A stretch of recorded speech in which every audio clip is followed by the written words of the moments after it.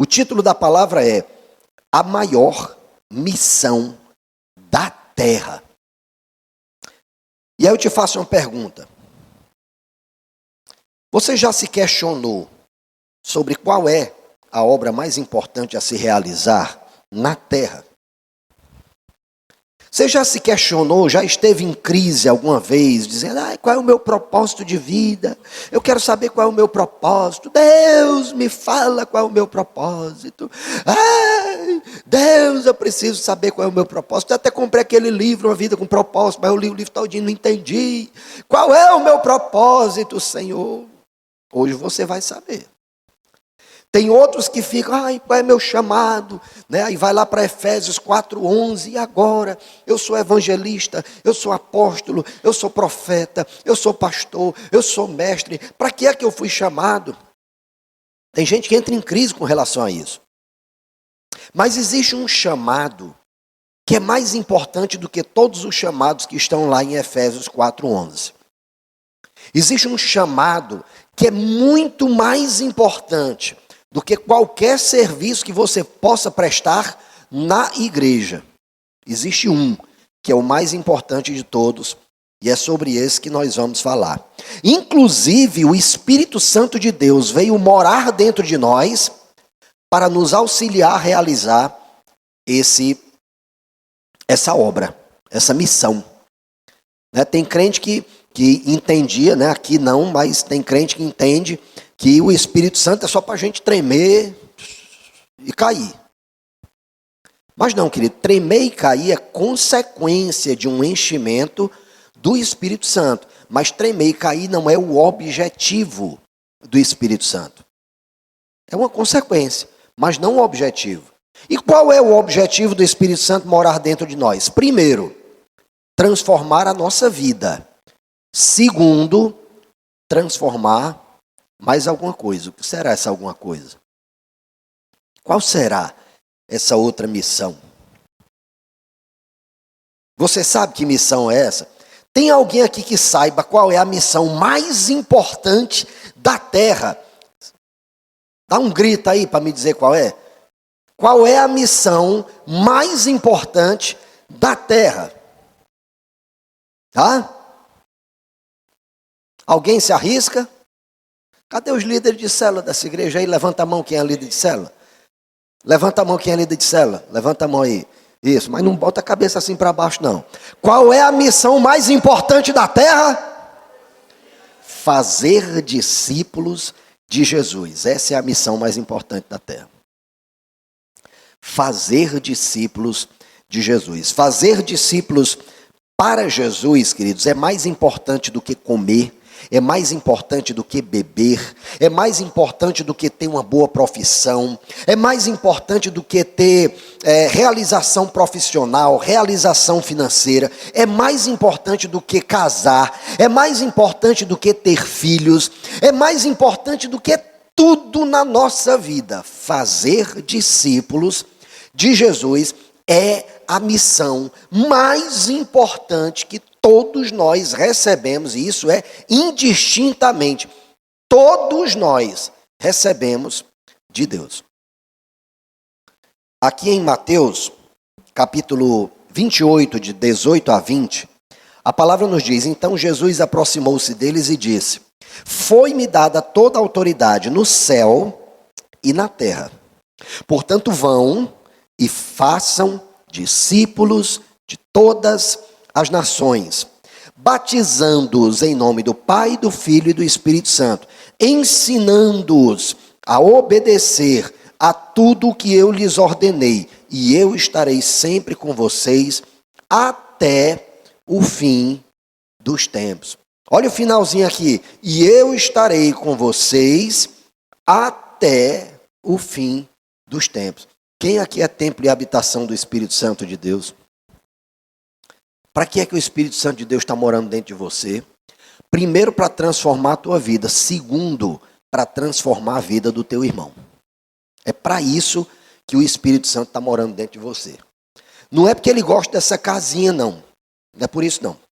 Não é porque ele acha que morar dentro de você é melhor do que morar no céu. Não é por isso, não. O Espírito Santo veio morar dentro de mim, veio morar dentro de você para nos transformar à imagem de Cristo e para transformar os outros também à imagem de Cristo.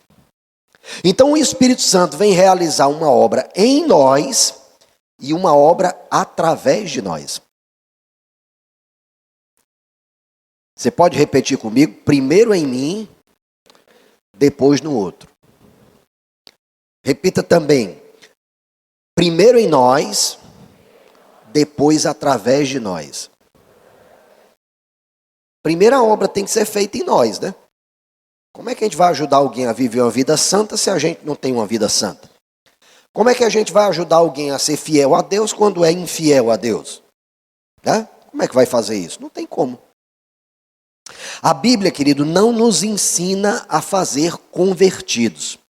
Tem muita gente que se empolga, fui numa vigília, Deus falou comigo, cheio, Deus falou comigo, disse que eu iria falar para multidões, glória, aleluia.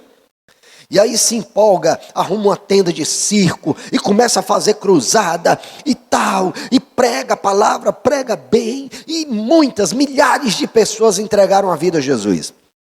E aí ele termina dizendo, hoje eu ganhei 3.000 almas para Jesus. Sabe o que é que eu digo para uma pessoa dessa? E o Kiko?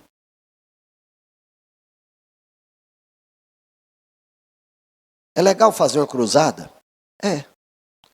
Mas fazer a cruzada e não transformar essas pessoas em discípulos é malhar em ferro frio. Vai fazer um som estridente, alto, mas não vai transformar o ferro. O que transforma o ferro é o discipulado. O que transforma o ferro é o processo.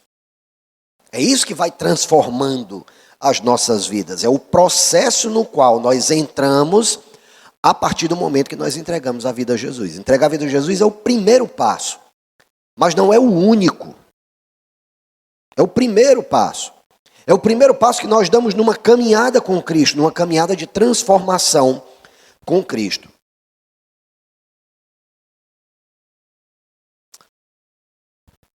Sabe, queridos, esse ensino discipulado, ele precisa ser pautado na palavra de Deus. Aqui e acolá eu tenho notícia, aqui e acolá, não é frequente não, mas aqui e acolá eu escuto um pessoal, pastor, é porque eu conversei com fulano de tal, né?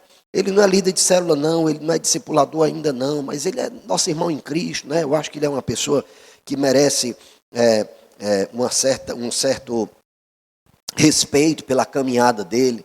E, pastor, ele me disse, pastor, que como eu sou comerciante, não tem problema eu mentir. O que é que você acha? Isso é discipulado? É não. Porque discipulado é baseado na palavra de Deus. Um casal está pensando em se separar. Aí vai, procura um crente, aí o crente escuta um, ai meu Deus, eu não acredito, ele fez isso com você. Aí depois vai escutar o outro, meu Deus, quer dizer que ela fez isso contigo? Meu Deus, eu não sei quem dos dois é pior. Vocês estão precisando converter, viu? Terra seca, costa oca. Né? Como tem gente aí que gosta de falar na internet, vocês já viram, né? Não é isso não. A gente precisa ensinar e discipular as pessoas na palavra de Deus. Mas como é que a gente vai discipular as pessoas na palavra de Deus sem conhecer a palavra de Deus? Então eu vou começar logo apontando aqui o dedo para vocês. Eis que te digo, né? E eu posso até dizer, eis que te digo no nome do Senhor, ou se você quiser, se você abrir seu coração, só porque eu fiz assim, eu faço. Não tem problema, eu faço. Mas o poder não está na minha casca. O poder não está na minha performance. O poder está na palavra de Deus. É aí que está o poder. E esse poder da palavra de Deus, né, isso aqui falando, vamos imaginar que eu esteja falando para um casal que está pensando em se separar. O poder dessa palavra diz que o pai abomina o divórcio. Então, crente pode até pensar em morrer, pode pedir para Deus, Deus, por favor, Deus, me leva, porque eu sei que até que a morte nos separe. Lá no céu eu não vou ser casado com essa jararaca. Me mata, Deus, pelo amor de Deus. Pode até fazer uma oração desse tipo, embora acho que Deus não vai gostar muito dessa oração, não. Mas pode até fazer. Mas pensar em divórcio nunca. Por quê? Porque a palavra de Deus diz que Deus abomina o divórcio. O nosso Deus é trino. Agora em agosto a gente vai ter uma série sobre a Trindade. Já está preparado, inclusive. Ele é trino. Pai, Filho e Espírito Santo, que na eternidade se relacionam um com o outro. Então, se tem algo que Deus preza, se tem algo que Deus protege, se tem algo que para Deus é valiosíssimo, são relacionamentos. É valiosíssimo. Perca dinheiro, mas não perca um amigo. Nem que você tenha que dizer não quando o amigo te pedir emprestado dinheiro. Então, se você acha que vai emprestar para o amigo não vai te pagar, e por isso você vai ficar chateado com o amigo, e a amizade vai se desfazer, não empreste para o amigo. Preze mais pelo amigo do que pelo dinheiro. Porque Deus é relacionamento. Pai, Filho e Espírito Santo. E Ele nos fez a sua imagem e semelhança. Então nós também somos seres relacionais. E o relacionamento é o que há de mais importante em nós. Então quando Deus nos chama, quando Ele nos diz, vão e façam discípulos, Ele está falando de relacionamentos. Relacionamentos. Nos relacionarmos com pessoas e influenciarmos essas pessoas a se parecerem com aquele com quem nós parecemos quando nós nos relacionamos com Cristo. E aí vem o dedo em riste novamente, né? Que eu estava falando para vocês aqui que hoje ia ser uma palavra, eis que te digo, no nome do Senhor, né? E se vocês quiserem, não tem problema. Mas abra o coração para receber, tá bom? Abra o coração para receber. É inadmissível, repito, inadmissível que um crente não leia a Bíblia de Gênesis a Apocalipse pelo menos uma vez por ano. Vou repetir, inadmissível que um crente não leia a Bíblia de Gênesis a Apocalipse pelo menos uma vez por ano. Já tem anos que eu uso um aplicativo que me ajuda a fazer estudo bíblico.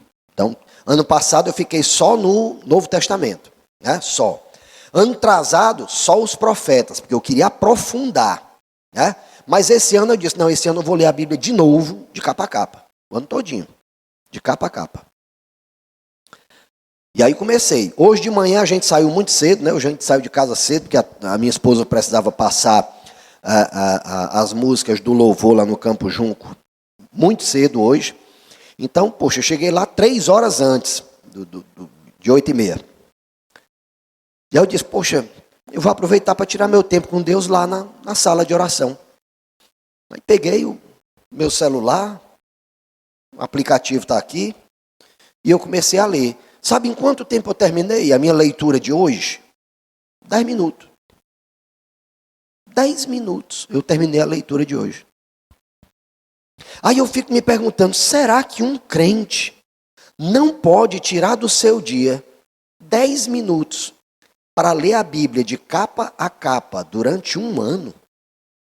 10 minutos só? E aí eu te faço uma pergunta, se hoje de manhã, e não só hoje de manhã, mas todos os dias, a tua refeição fosse meio carioquinha com um ovo dentro. E essa seria a tua única refeição por dia durante um ano inteiro. Final do ano, você ia estar gordo, forte, bonito e corado? Eu acho que não. Eu acho que não. Mas uma coisa que vale para o nosso corpo, a gente crê que não vale para a nossa alma. A nossa alma precisa da palavra de Deus para ser renovada. Nós somos como cebolas. Quem aqui gosta de cebola? Eu dou o maior valor. Cebola assada, cebola cozida, cebola que a gente passa na manteiga, como é que chama? Refogada. Eu gosto de cebola de todo jeito. Mas quem aqui gosta de cebola sabe que descascar cebola faz chorar, não faz? E outra, quando a gente vai ao supermercado e a gente pega uma cebola lá na gôndola, normalmente ela tá meio feinha, né? Às vezes a casca está ferida, às vezes a casca está mofada, com certeza a casca está seca, né? A gente pega, ela está seca e quebradiça. Não é assim a cebola? É assim. Nós somos iguaizinhos a isso. Igualzinho. Mas dentro da cebola tem um núcleo branquinho, lindo, suculento, não é? Você bota no fogo um pouquinho, só para tirar aquela acidez. Ai, mas fica uma delícia. Bom demais. A nossa vida é semelhante a isso. Existe uma casca mofada, existe uma casca maculada, existe uma casca seca na superfície. Mas se alguém nos ajudar a tirar essa casca, o que vai restar é um núcleo suculento, saboroso e bonito. Porque uma cebola, eu acho muito bonita a cebola. Eu acho. Né? Poxa, eu não sei como é fruto, legume, vegetal, animal, brincadeira. Né? Mas é bonito. Descascar uma cebola, você vê ela bem branquinha ali, bem, se for aquela cebola roxa, bem roxinha dentro, toda bonitinha, várias camadas, né? É bonito. Então, quando há alguém que nos ajude a tirar as cascas que estão sobre nós, o velho homem vai restando esse núcleo perfeito, esse núcleo sem máculas, esse núcleo sem mofo, esse núcleo suculento, está lá dentro. Então, quando você olha uma cebola, apesar dela estar com a casca feia, apesar dela estar com a casca maculada, né, ferida, você percebe que dentro dela tem uma coisa boa. Não é assim?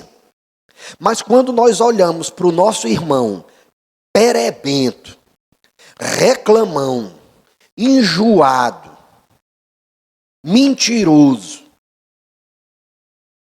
impuro, a gente olha para ele e acha que o núcleo também está maculado, a gente acha que o núcleo dele está apodrecido, a gente acha que o núcleo dele, que a identidade dele está de alguma forma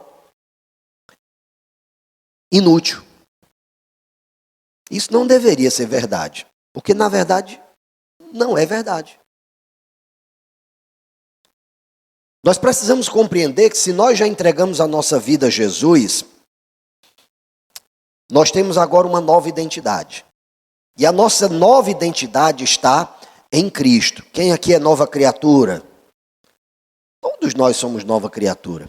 Mas eu te pergunto, quem aqui pode dizer que leva uma vida completamente irrepreensível? Ninguém. E por quê? Porque existem cascas das quais nós ainda precisamos abrir mão. E sabe quem é que vai te ajudar a abrir mão disso? Aí é Jesus. É Jesus, mas Jesus através de alguém. Porque Deus escolheu, na sua soberania, agir no mundo através do homem. Então, se no mundo existe injustiça, a culpa não é de Deus, porque Deus é bom, Deus é justo. Então, um Deus bom e justo não pode gerar o mal e a injustiça. Então, se existe mal e se existe injustiça no mundo, é por culpa de quem? De alguém que deixou de fazer sua tarefa. Porque nós fomos colocados no mundo com um propósito muito claro. Muito claro. Qual é o nosso propósito muito claro? Carregar sobre nós a glória de Deus. Glorificar a Deus na terra. E glorificar a Deus na terra, querido, é se parecer com Ele. Tá bom? Cutuca quem está do teu lado aí e diz, glorificar a Deus é se parecer com Ele. Tá bom? Glorificar a Deus não é gritar num culto de celebração. Glória a Deus! Eu estou glorificando, pastor. Glória a Deus, aleluia, glória a Deus. Eu estou glorificando. Tá não. Você está glorificando a Deus quando você se parece com Ele. Quando na tua caminhada você reflete quem Ele é. Essa semana eu estava aconselhando uma pessoa e eu achei tão bonito. Teve um momento lá que eu achei tão lindo. Né? A gente tocou num determinado assunto. Né? A gente tocou num determinado assunto.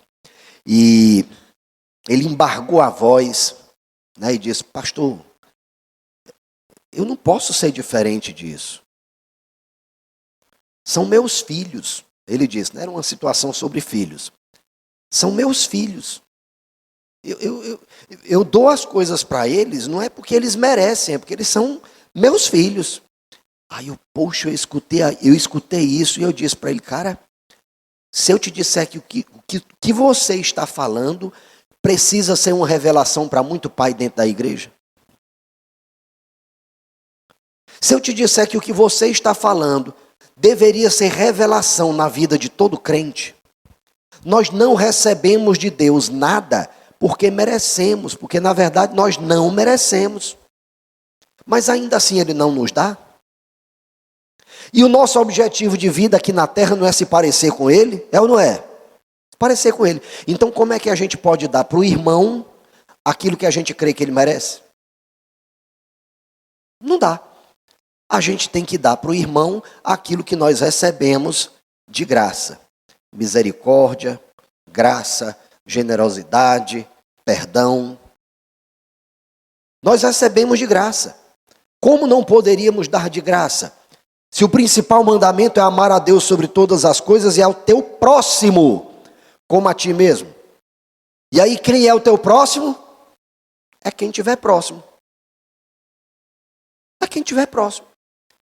Você está sentado numa mesa de restaurante e alguém que está sentado contigo foi grosseiro com o garçom, ele é teu próximo. O garçom também é teu próximo. Você pode perfeitamente se levantar, vai lá no garçom, querido, eu quero te pedir perdão, né? Em meu nome e em nome do irmão que acabou de te ofender.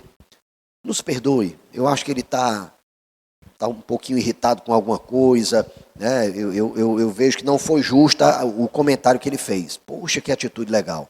Depois chega no abençoado e diz, meu irmão, o que está acontecendo? Por que essa irritação toda? Por que você está tratando o garçom dessa maneira? É porque esse cara não está sabendo atender. Eu sei, cara, mas ele está dando o melhor dele. Esse é o melhor dele.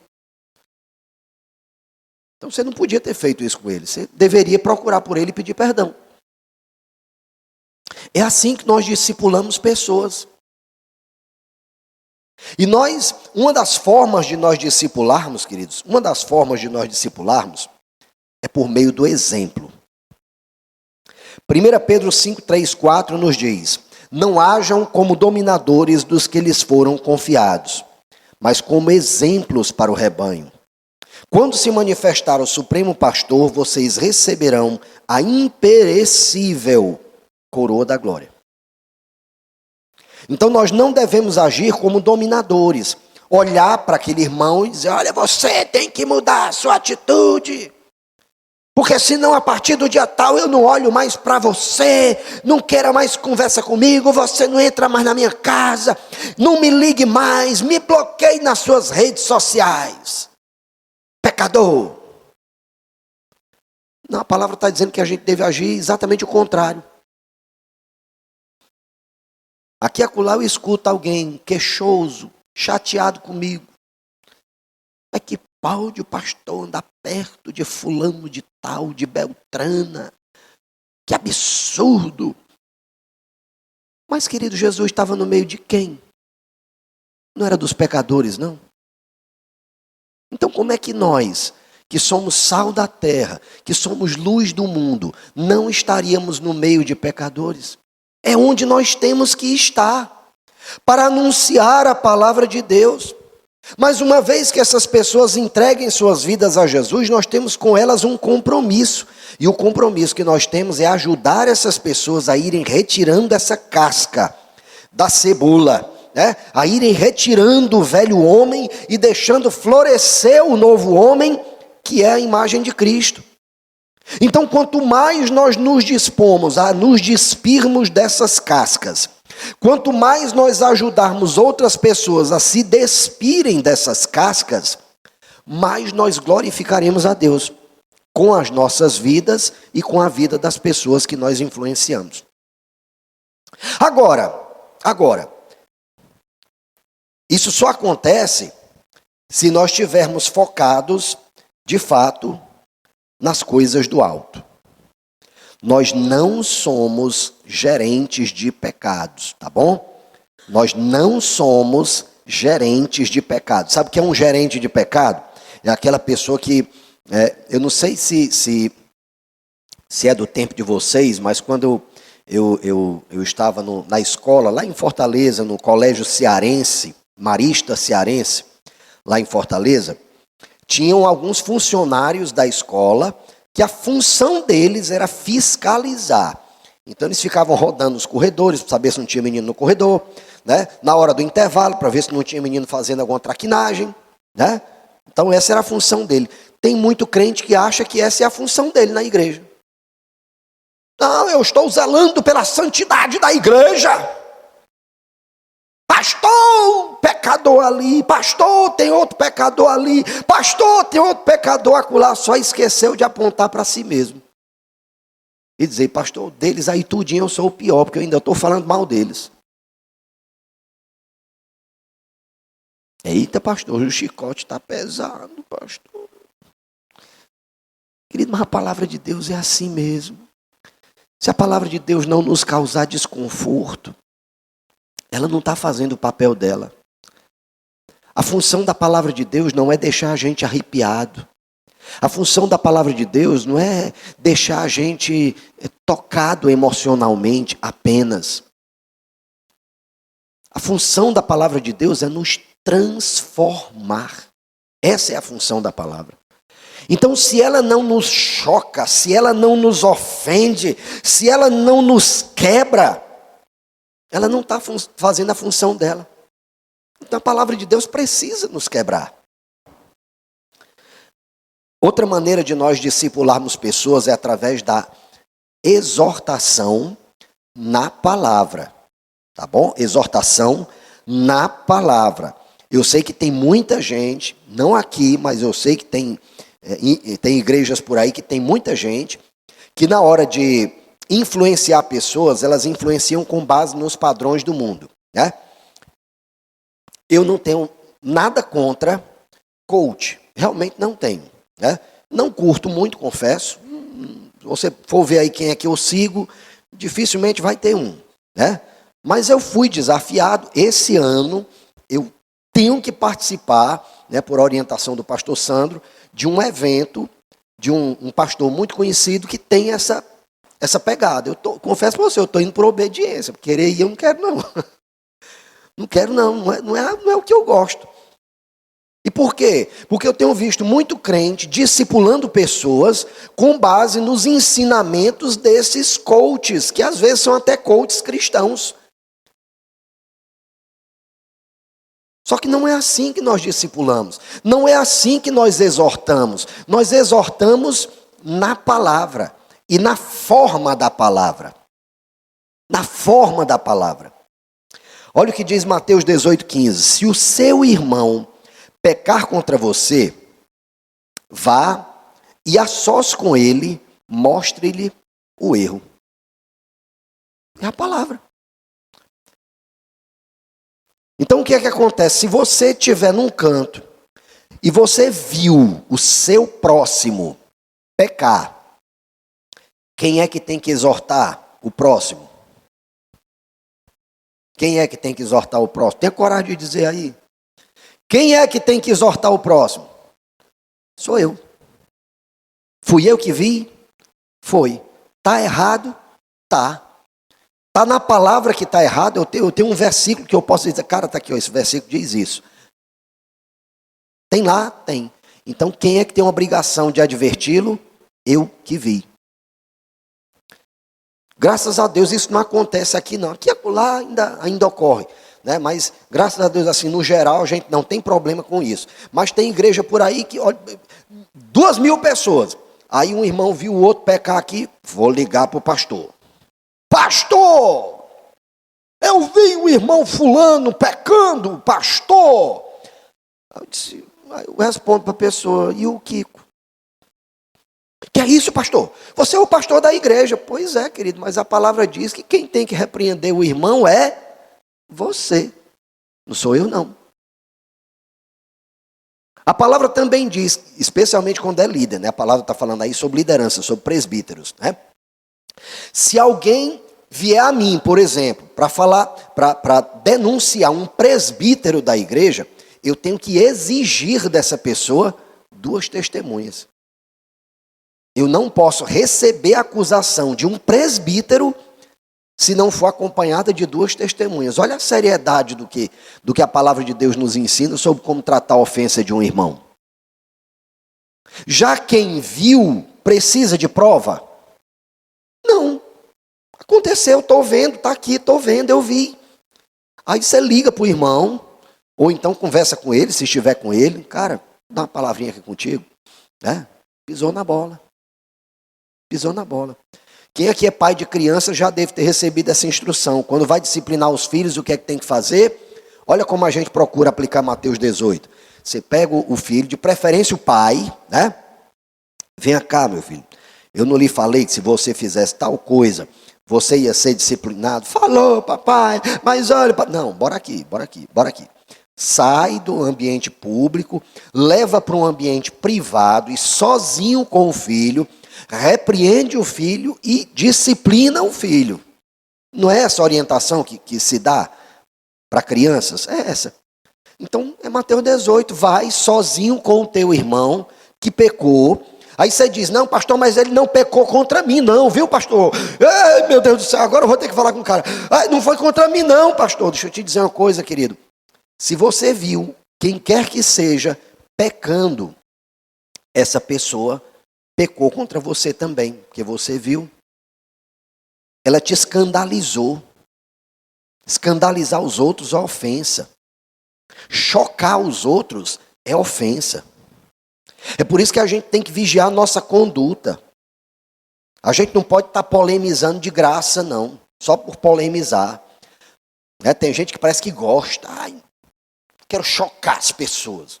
Nós não estamos aqui para nos chocarmos uns aos outros, mas para discipularmos uns aos outros.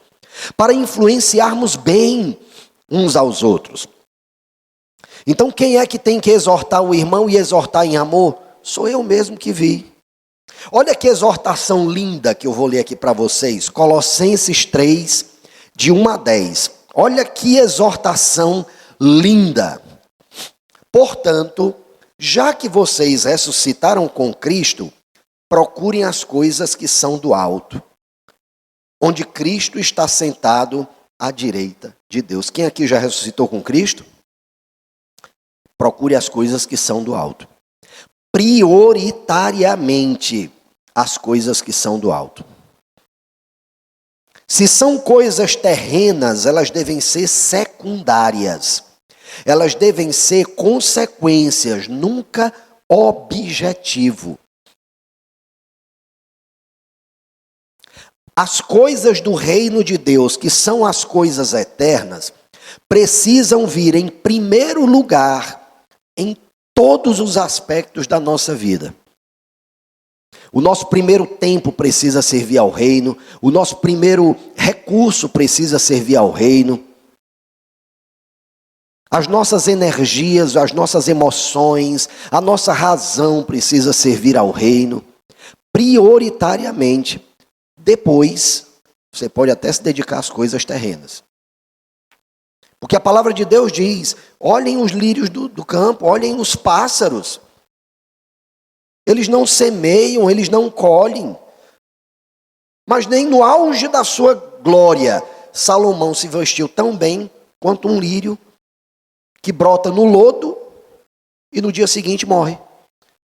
Se Deus veste dessa maneira um lírio, não vestiria muito melhor vocês?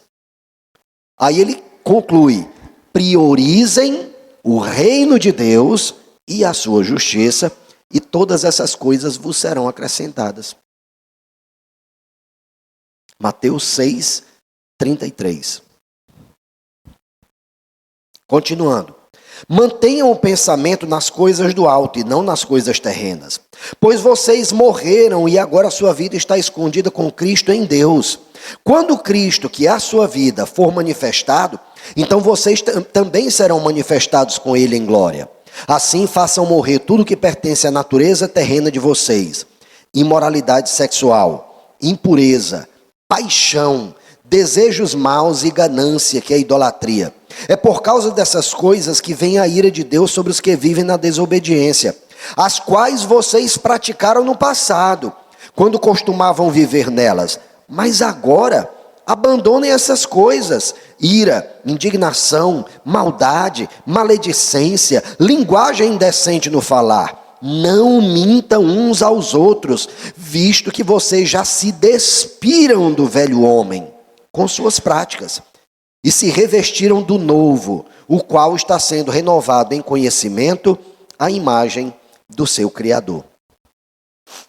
Então vocês observam nessa exortação que ele aplica o que a gente chama de técnica do sanduíche. Vocês já ouviram alguma vez eu falar sobre a técnica do sanduíche? Já? Serve para um bocado de coisa, viu? Você, esposa, que está chateada com o marido porque ele não levantou a tampa do vaso, use o sanduíche. Meu amor, meu lindo, eu te amo tanto. E eu também sei que você me ama, não me ama? Claro, amor, te amo. Te amo demais. Eu queria tanto uma prova de amor seu. Ele disse, o quê? Não, não se preocupe, não é dinheiro, não. Eu queria tanto que quando você fosse ao banheiro, você lembrasse de mim e levantasse a tampa do vaso. Mas olha, I love you. Apesar disso, viu? Olha que sanduíche maravilhoso, né? É capaz do cara agora da próxima vez que entrar no banheiro, meu Deus, que maneira maravilhosa. Fazia tempo que eu não escutava isso. Aí eu tenho que levantar a tampa do vaso. Pá, levanta a tampa do vaso. Já falei para vocês que no começo eu queria lavar os pratos e minha esposa não deixou. Depois eu esqueci de lavar os pratos e ela orou. No que ela orou, eu comecei a lavar os pratos. Agora eu lavo os pratos sem ela orar. Oh, glória! E ainda estende as roupas no varal. Outro dia eu saí, amor, vou tirar um tempo com Deus aqui no quintal. Eu fico andando de um lado para o outro, orando em línguas, falando com Deus e tal. Aí eu passei perto da máquina de lavar, estava ela lá com um bocado de roupa lá dentro. Aí eu lembrei, rapaz, tem um princípio aí de uns monges que é ora et labora. Ora e trabalha. Então eu vou orar e eu vou estender as roupas. Né? Quando ela finalmente terminou lá o que ela estava fazendo, que ela foi estender as roupas, eu falei, meu Deus! Antigamente eu orava e ele fazia, agora ele ora e faz. Oh, glória! Ela está me discipulando nessa área. Ela está me discipulando nessa área. Ela está me bem influenciando nessa área. Então a exortação, ela precisa ter esse formato. Você primeiro precisa olhar para o núcleo daquela pessoa. Lembra da cebola? Né? Aquela pessoa por dentro, ela é bem branquinha, pura, perfeita, inculpável, porque Jesus fez isso por ela. Mas a casca dela não. Mas você só vai conseguir ver o que tem no núcleo se você desprezar a casca. Assim a gente consegue ver as outras pessoas da maneira que Deus nos vê. Porque deixa eu te dizer uma coisa, querido. Antes de você entregar sua vida a Jesus, se alguém chegasse para você e dissesse, está marcado, 18 horas de hoje, Jesus vai voltar. Está decretado, né? E quem falou isso foi uma voz que veio do céu. Eis que te digo, hoje às 18 horas, Jesus vai voltar. E aí apareceu um bocado de anjo. Aí disse, poxa, foi no céu, não estou doido. Me responde a coisa, se fosse você antes de Cristo, eu tenho certeza que você ia se desesperar para se esconder de Deus. Da mesma forma que Adão fez. Sabe por quê? Porque a gente tem consciência. Sabe, uma pessoa sem Cristo, ela tem consciência de quão ruim ela é. De quão pecadora ela é. Ela tem consciência. Especialmente diante da justiça de Deus, ela tem consciência. Da mesma forma, um irmão que já entregou a vida a Jesus e está no processo dele de caminhada, ele também tem consciência de que está errando. Talvez ele não saiba como abandonar o erro. Mas talvez você saiba. Outro dia eu estava conversando com alguém e ela estava me dizendo, pastor, eu sou uma pessoa muito rancorosa. Sabe, eu gosto de servir as pessoas, eu gosto de dar o melhor de mim para as pessoas, mas olha, se alguém me ferir, é para a vida toda. Eu até perdoo, de boca eu perdoo, mas aqui no coração continua aquela ferida. Eu acho até que eu não perdoei. Aí eu respondi para ela, não, querido, deixa eu te dizer uma coisa, a gente perdoa por fé, não pelo que sente, por fé. Então se você abrir a sua boca e perdoar a pessoa, está perdoada, está perdoada. A ferida, a dor que você tem no seu coração não tem nada a ver com a pessoa. A dor que você tem no coração tem a ver com você. É porque você continua apegada à velha criatura que já morreu. Você está querendo defender essa identidade morta e caída que você tem. Porque a nossa nova identidade em Cristo, querido, presta atenção. A nossa nova identidade em Cristo é perfeita.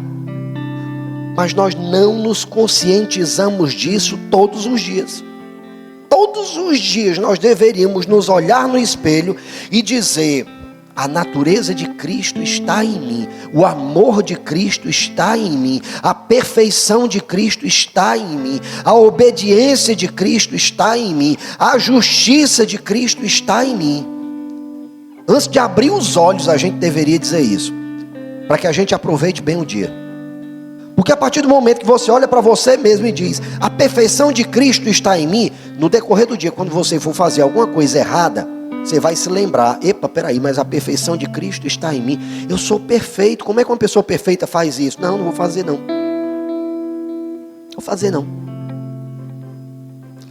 Preciso mostrar o meu corpo para as pessoas verem como eu sou bonito, como eu sou bonita. Aí você vai e lembra, peraí, mas o meu corpo não foi feito para isso. Meu corpo é templo e habitação do Espírito Santo de Deus para a glória de Deus. Deus ia querer simplesmente atrair as atenções para Ele, né? Seduzir as pessoas? Não, então por que eu vou fazer? Se o meu papel aqui é glorificar a Deus. Eu não tenho por que fazer isso.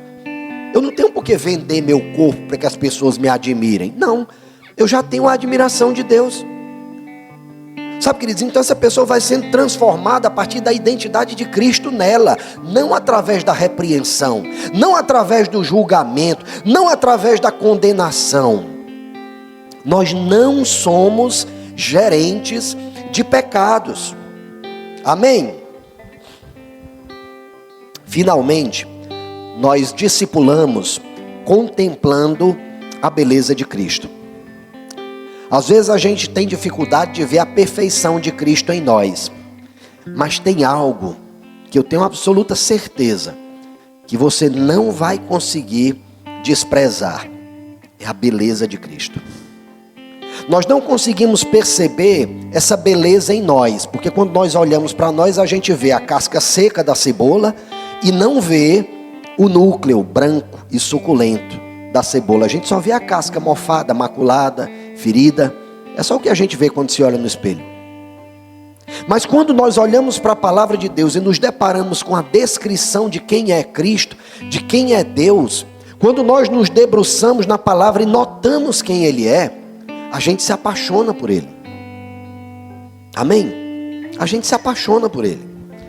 Eu estava lendo um livro chamado Confissões, de Santo Agostinho, me deparei com essa declaração que eu quero compartilhar com vocês, e vai estar aqui no slide também. Olha o que ele diz. Isso aqui é a descrição que ele faz de Deus, tá bom? Olha o que ele diz. O que é, então, meu Deus?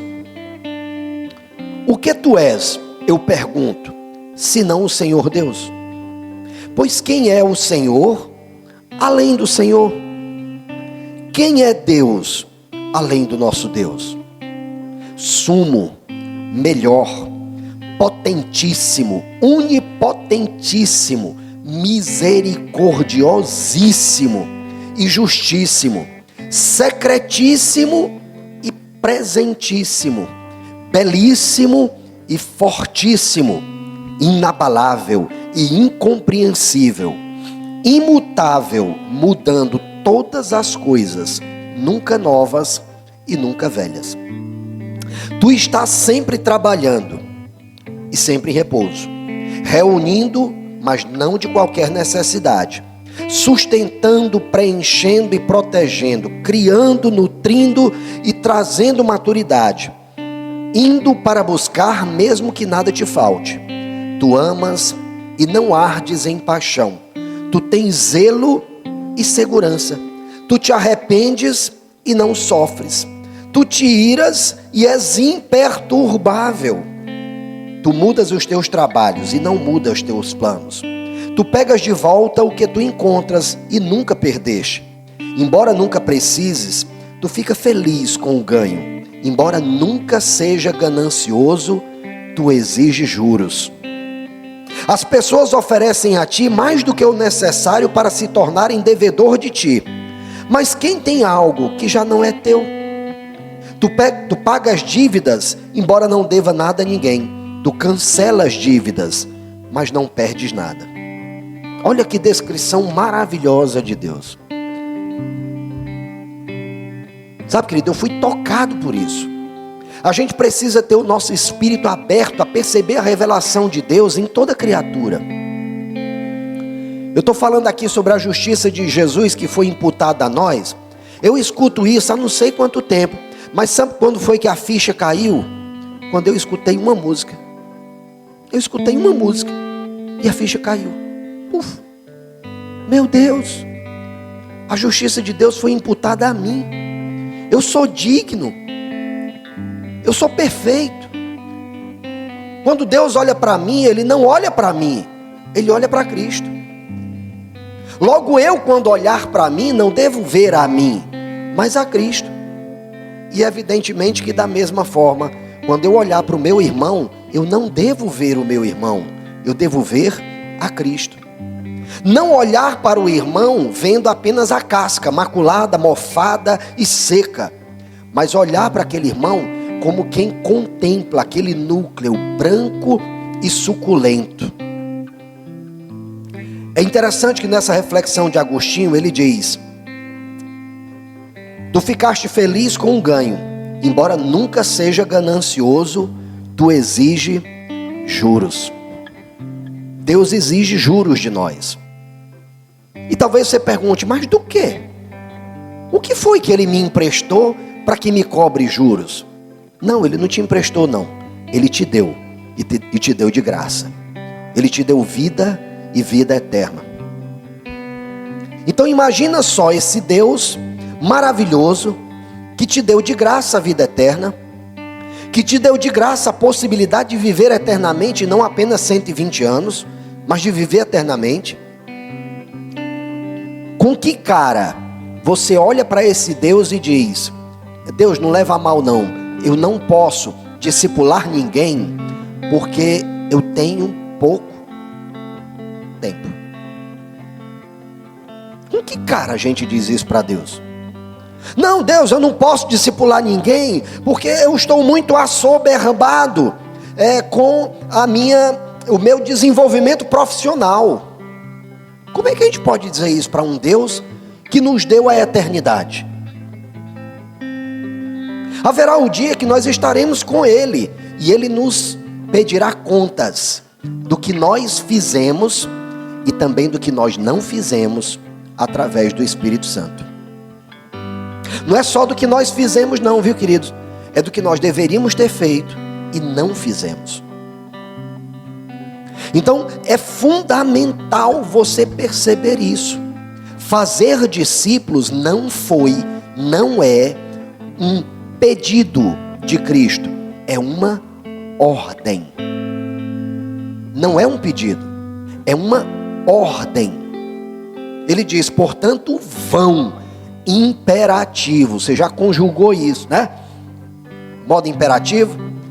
Vão e façam discípulos de todas as nações, batizando-os em nome do Pai, do Filho e do Espírito Santo, ensinando-os a obedecer a tudo o que eu lhes ensinei. E eu estarei com vocês por todos os dias das vossas vidas. Amém? Essa é a missão mais importante da terra. Sabe, queridos, nós não somos responsáveis pelos resultados dos discípulos. Nós não somos. Confesso para vocês que no início, quando a gente começou a pastorear, às vezes quando eu ficava sabendo que um liderado pecou, pisou na bola feio, vixe, eu ficava tão mal. Ficava mal, mas sabe por que eu ficava mal? Não era por nobreza não, viu? Não era por nobreza, o pastor intercedendo, não. Era por vaidade. Poxa, dei tanto tempo para essa pessoa, dei o melhor de mim para essa pessoa, a pessoa vai e faz um negócio desse. Pura egolatria. Eu tenho vergonha de dizer isso para você, mas eu tenho que confessar meu pecado. Pura egolatria. Hoje, sabe o que é que acontece? A pessoa chega para mim, pastor, fulano de tal, fazendo isso e tal. Poxa, cara, foi mesmo. Sabe que lá no fundo do meu coração, eu me entristeço. Muito, me entristeço, com certeza. Mas essa tristeza não é mais a tristeza do meu ego, não. Eu creio que é a tristeza do coração de Deus. Mas isso não me faz mais ficar revoltado com a pessoa. Não, eu não me revolto mais não. Aí é que meu amor aumenta. Poxa, eu preciso orar mais por ela. Eu preciso, talvez, estar um pouquinho mais próximo. Não sei, talvez. Mas eu também não me cobro o resultado dessa pessoa. Porque Jesus é que é o responsável pelo resultado. Não sou eu. Eu sou responsável pelo processo. Por colocar essa pessoa num processo de discipulado. Por colocar essa pessoa num processo de transformação. Aí é responsabilidade minha. Mas se essa pessoa vai aproveitar o processo para se parecer mais com Cristo, aí o resultado é com Cristo. O resultado quem garante é Ele. Amém? Então nós não somos responsáveis pelo resultado dos discípulos. Isso é com Cristo. Mas somos responsáveis pelo processo dos discípulos. Isso será cobrado de nós com juros. Então nós precisamos nos levantar. Nós, como povo de Deus, povo remido, povo redimido, povo perdoado, povo que é filho de Deus, povo que é servo de Deus, nação santa, povo eleito do Senhor, raça de reis e sacerdotes. Nós somos chamados por Deus a levantarmos nessa terra outros filhos de Deus. Nós somos intimados por Deus a irmos por essa terra pregando a palavra e influenciando bem as pessoas que estão ao nosso redor, para que elas se pareçam mais com Cristo. Amém?